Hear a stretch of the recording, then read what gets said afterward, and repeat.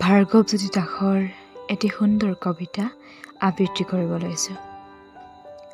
তুমি নীলিম আকাশৰ অসীম স্বপ্ন, তুমি নিথৰুৱা মনৰ স্নিগ্ধ শিখা, তুমি ভাগৰুৱা কলিজাৰ শীৰ্ষত, তুমি কালজয়ী গীতৰ এটি কলি, তুমি নৱদিগন্তৰ এটি সুৰ, তুমি কোমলীয়া মনৰ নাচোন, তুমি সাঁচতীয়া সপোনৰ মাজত, তুমি দিঠকৰ প্ৰতিটো গানত, তুমি নানা ৰঙীন ৰঙৰ পোহৰ, তুমি আন্ধাৰৰ মাজতো আছা, তুমি প্ৰতিটো কবিতাৰ শব্দ, তুমি প্ৰতিটো গানৰ সুৰ, তুমি ফুলি ৰোৱা ফুলৰ কলি, তুমি শালি ৰোৱা গছৰ ছাঁ, তুমি সূৰ্যৰ পুৱাৰ